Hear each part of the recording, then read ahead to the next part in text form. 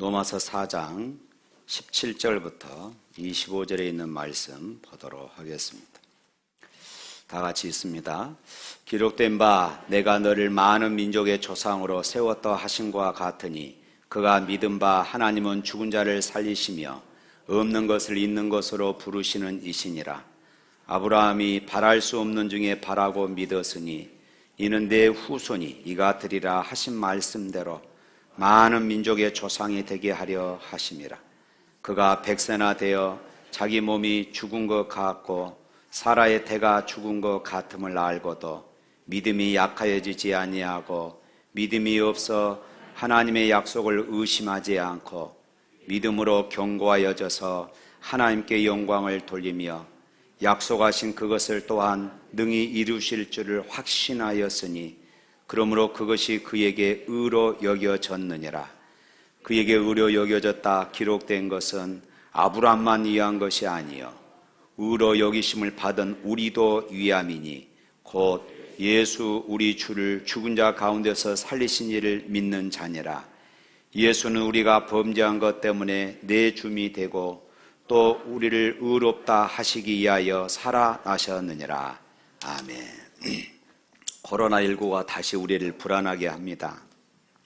그러나 미래에 대한 예측은 우리가 항상 기대감으로 살아야 할 줄로 믿습니다.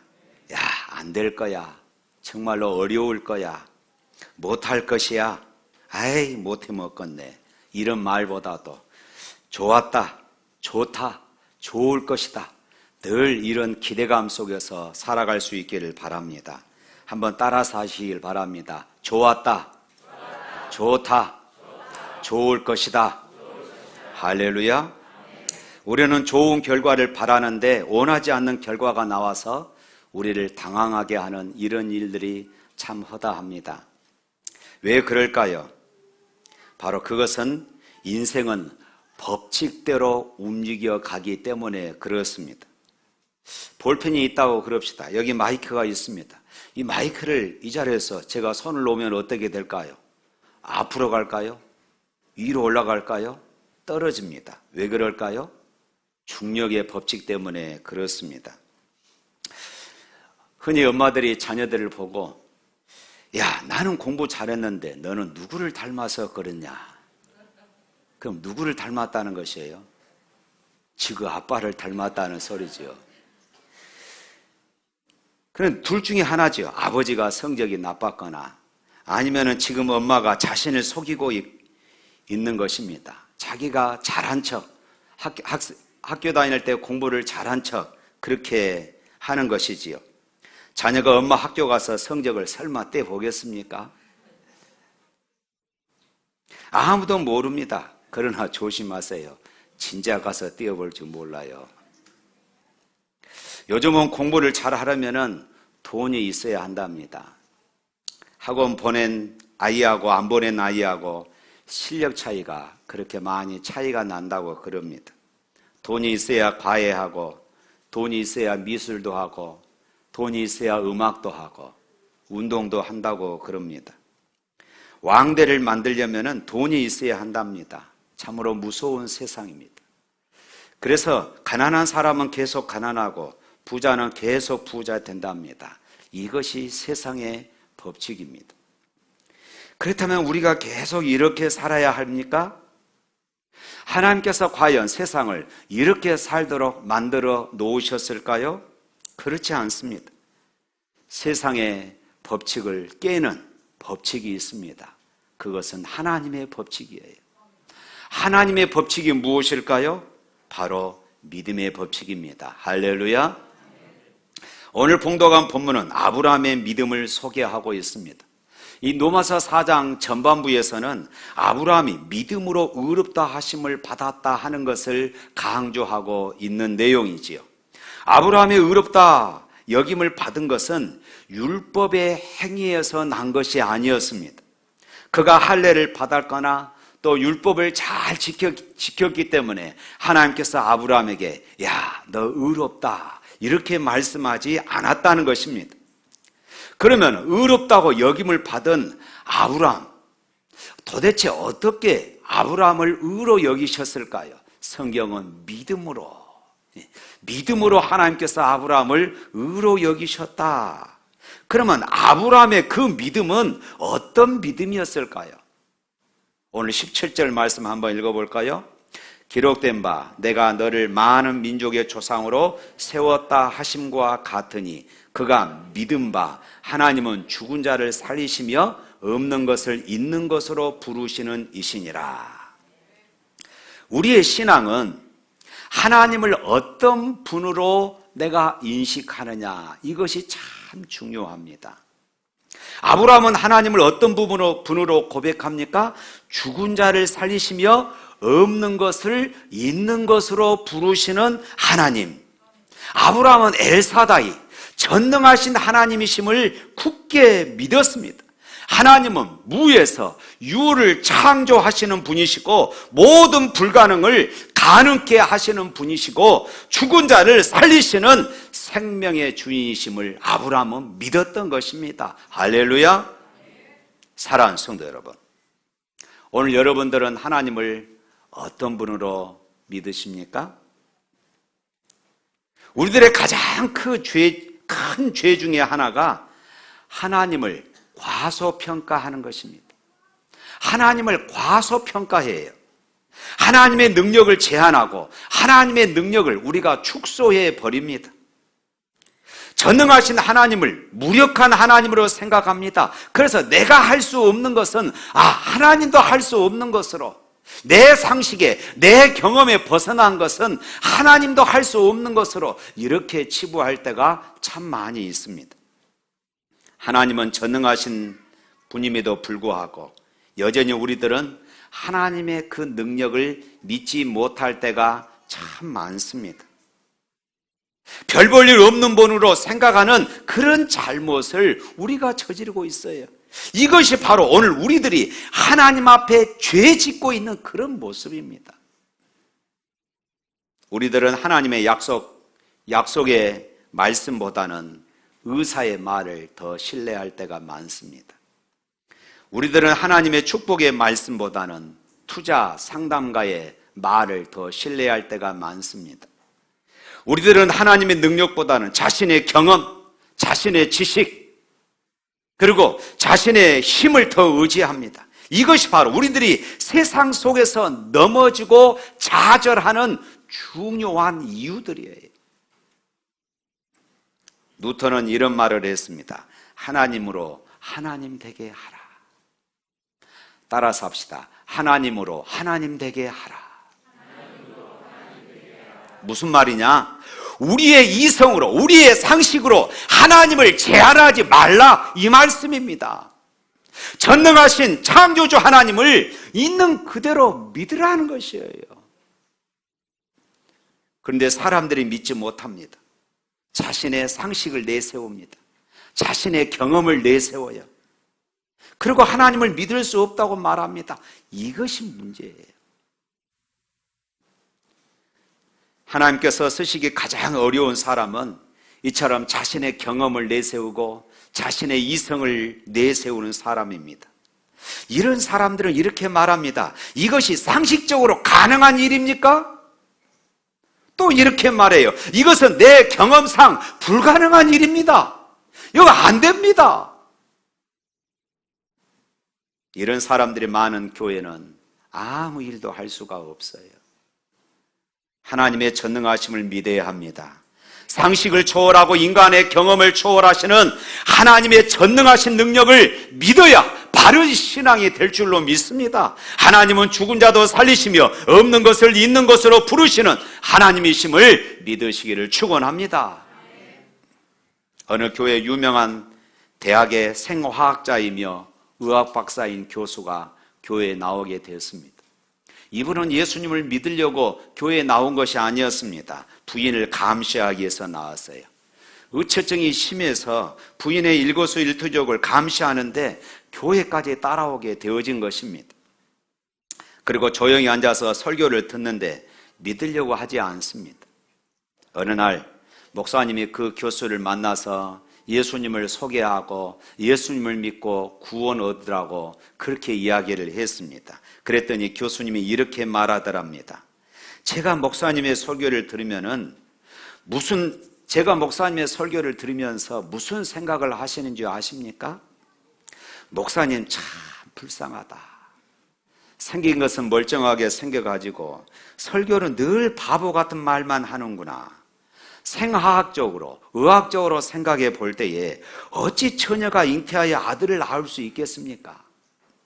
어떻게 죽은 예수가 사흘 만에 부활할 수 있단 말입니까? 이것은 불가능한 일입니다.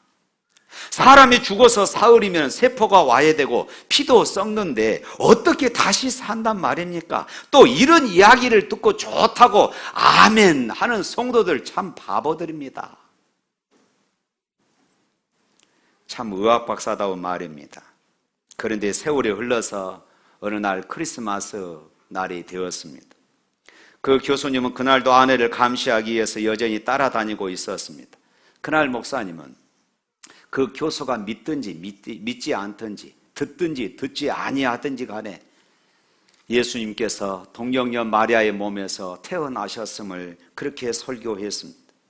그 교수님은 아예 믿지 않을 것이므로 관심도 두지 않고 그렇게 말씀을 선포했습니다. 그런데 예배 후에 사무실에 가보니까 그 교수가 눈물을 뚝뚝 흘리며 목사님을 기다리고 있었던 것입니다. 부부싸움을 했냐고 물었더니 그렇지 않다고 하면서 하는 말이, 목사님, 오늘 설교를 듣고 있으려니까 갑자기 가슴이 뜨거워지면서 말씀이 믿어졌습니다. 할렐루야. 말씀을 듣는 가운데서 성령께서 그 교수의 마음을 만지셨고 그 말씀이 믿어졌던 것입니다. 그 교수는 신실한 기독교인이 되었습니다. 의심하던 동정녀 탄생을 증명하는 교수가 되었습니다. 그분이 이렇게 말했습니다. 목사님, 처녀가 아기를 낳을 수 있어요. 생화학적으로 제가 증명할 수 있습니다. 양서류인 개구리나 뱀은 수컷이 없어도 바늘로 알을 찔러주기만 하든지 아니면 전기로 쇼크를 주면은 새끼가 되어 나옵니다. 하물며 성령께서 임하셔서 쇼크를 주면은 처녀도 낳을 수 있음을 저는 믿습니다. 할렐루야. 그런 하나님의 말씀을 있는 그대로 믿기 시작했던 것이에요. 사랑하는 성도 여러분, 아브라함처럼 전능하신 하나님께 초점을 맞추고 큰 믿음을 가지시기를 주의 이름으로 축복합니다. 하나님의 능력은 인간의 상식과 이성을 초월합니다. 우리는 아브라함의 축복을 사모하지만은 우리가 아브라함처럼 믿음대로 살지 못할 때가 얼마나 많이 있습니까? 우리 자녀들이 아브라함처럼 그렇게 하나님의 축복을 받기를 원하지만은 우리 자녀들이 아브라함처럼 그 믿음 위에 서는 그런 삶을 위해서는 우리가 그렇게 소홀한다는 것입니다. 인간의 상식과 과학을 뛰어넘는 기적 같은 일들이 믿음 안에서 지금도 얼마든지 일어나고 있음을 우리는 보고 있습니다. 중요한 것은 하나님을 바르게 믿는 믿음인 것이에요. 히브리서 11장 6절에 믿음이 없이는 하나님을 기쁘시게 할 수 없다고 했습니다. 요한일서 5장 4절에 믿음으로 우리는 모든 것을 이기고 승리할 수 있다고 했습니다.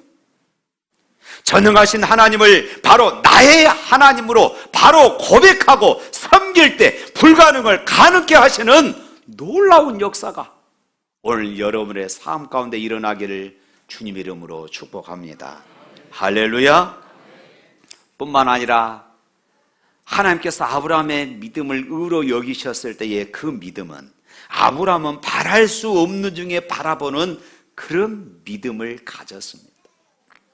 믿을 수 없는 중에 믿었습니다. 믿을 만한 것을 믿는 것은 아무것도 아니에요. 바랄 수 있는 것을 바라는 것은 아무것도 아닙니다. 오늘 18절 말씀 한번 볼까요? 자, 18절 말씀. 아브라함이 바랄 수 없는 중에 바라고 믿었으니 이는 내 후손이 이가 되리라 하신 말씀대로 많은 민족의 조상이 되게 하려 하심이라.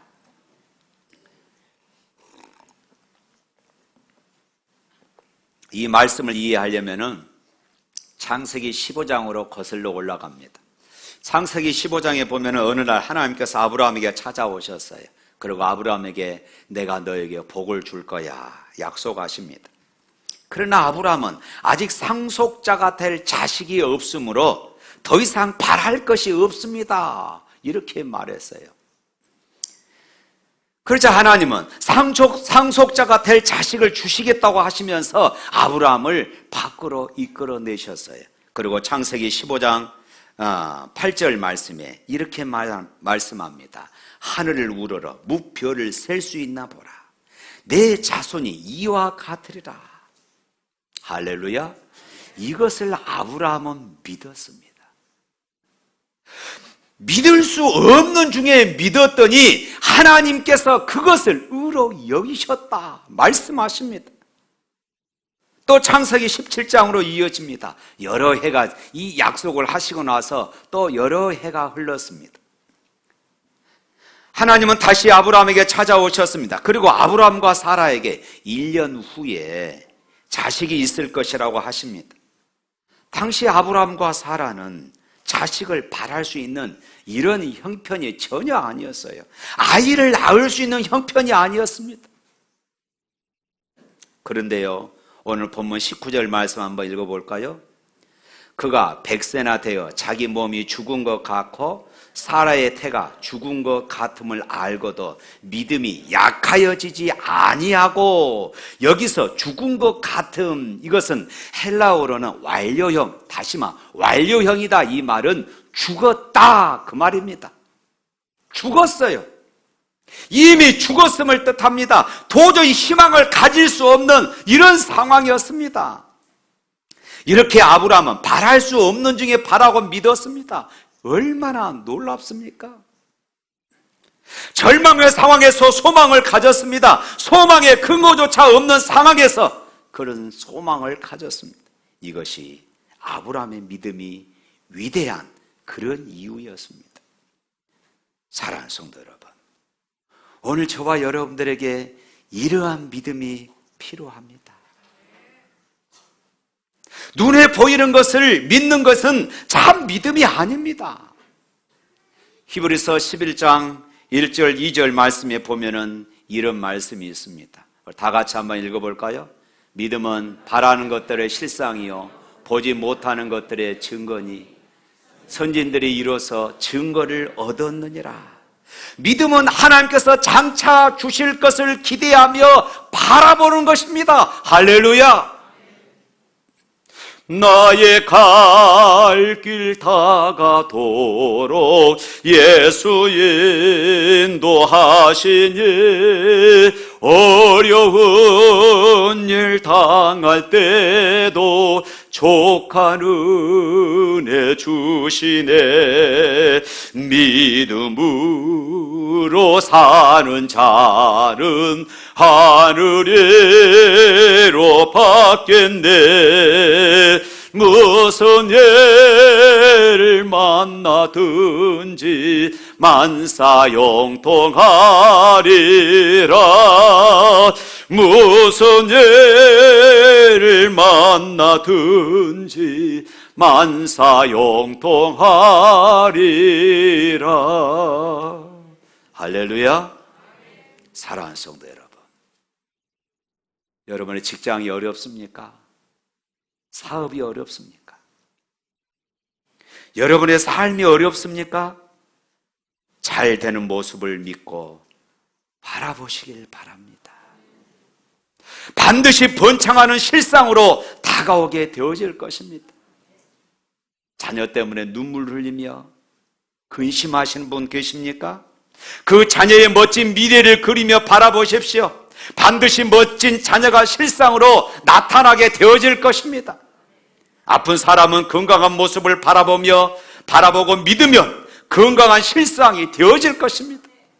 오늘 저는 여러분 모두가 믿음의 역사를 체험하며 살아계신 하나님을 간증할 수 있기를 주님의 이름으로 축복합니다. 인도의 선교사였던 스탠리 존슨 목사님은 선교하다가 중풍으로 쓰러지고 말았습니다. 더 이상 이제 선교 사역을 감당할 수가 없었어요. 모든 사람이 다시 일어나는 것이 불가능하다고 그렇게 혀끝을 찼습니다. 그러나 존슨 목사님은 한 가지 믿음이 있었습니다. 야고보서 5장 15절의 믿음이었습니다. 한번 읽어볼까요? 야고보서 5장 15절. 믿음의 기도는 병든 자를 구원하리니 주께서 그를 일으키시리라. 혹시 죄를 범하였을지라도 사하심을 받으리라. 믿음의 기도는 병든 자를 구원하리니 주께서 저를 일으키시리라. 그는 믿음을 가지고 기도하면 나으리라 하는 이런 믿음이 있었습니다. 그래서 그는 병원에 입원해서 온 병원에 있는 사람들에게 부탁했습니다. 간호사에게도 부탁했어요. 나사렛 예수 그리스도의 이름으로 명하노니 존슨아 일어나라. 이렇게 늘 자기를 볼 때마다 이렇게 외쳐달라는 것이었습니다. 이 소문이 그 병원에 다 퍼졌습니다. 누구든지 존슨 목사님을 바라볼 때마다 장난삼아 그렇게 외쳤습니다. 하물며 아이들까지도 나사렛 예수 그리스도의 이름으로 명하노니 일어나라. 모든 사람들이 장난으로 외치면서 그렇게 말을 했습니다. 그런데 한 사람만은 진짜로 이 말씀을 외쳤어요.